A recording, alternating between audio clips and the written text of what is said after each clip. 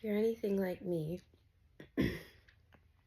you may have spent a great deal of your life trying to fit into a mold that you were never meant to fit into. You may resonate with dimming your light, dumbing down, so to speak, in conversation, in expression, in interactions with others, just to be more palatable. You may have spent time shrinking yourself to fit into smaller spaces, afraid to allow your true essence to show and to show the world who you really are out of fear of being rejected, which is, of course, an evolutionary trait very long embedded in the human psyche. And so those fears and blocks have been around for centuries, right? Ages, our ancestral legacies, unfortunately, as well. Genetic legacy, spiritual legacy, your soul memory from other lifetimes of having been shunned for being authentic, for being different, for breaking the mold. And now I feel if you resonate with this message, then you are, as I am, ready to shine. You may have known from childhood, 1:44 on the clock. You may have known and had a deep sense of purpose as a child, or a deep awareness that you didn't quite fit in here, that you were not like the others. And if that resonates with you, then congratulations, because you are right on track and right on time. As we can all see, feel, and sense in the world around us, we are on the precipice of great change and transformation in the world on a physical, spiritual, mental level, on all levels, and it's all combined, of course. But awareness of who we are and the willingness to be vulnerable at this time and this juncture of human evolution, of consciousness and physical evolution, we are, all of us, here for a divine reason, but many of us have known, even as children, deep inside in our subconscious, deep in our heart space, deep in our souls, that there was something we were here to do.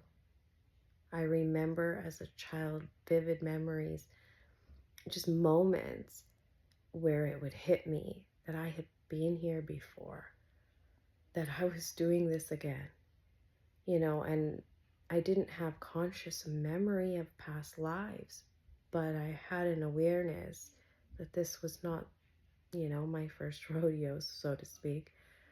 And I also had a deep awareness, though I couldn't put words to it.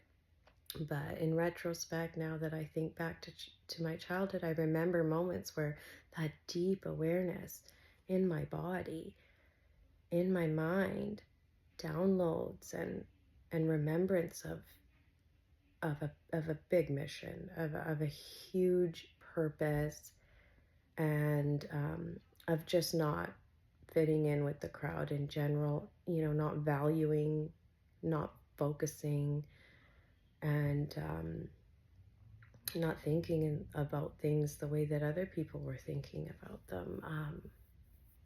And so, yeah, this is an important time, of course, for us to be here, and we're here. So we've got this. We have to be willing to step up and step into our power. We have to be willing to be authentic and vulnerable and be who we really are. And one way in which I find, is a very helpful way of thinking about it and proceeding on the path that we have come here to forge or to walk on, is that we can speak to or, meditate on, however you feel comfortable, to our inner child, to that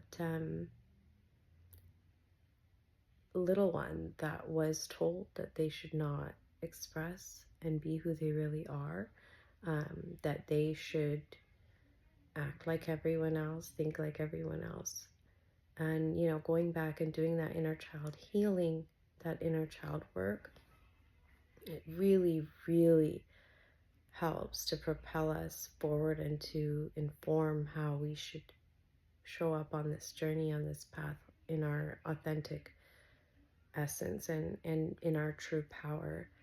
So yeah, I feel like we know what we need to do. We just need to silence the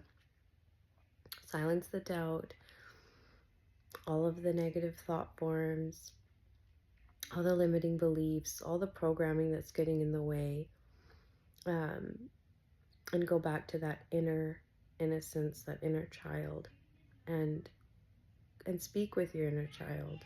Ask your inner child for advice.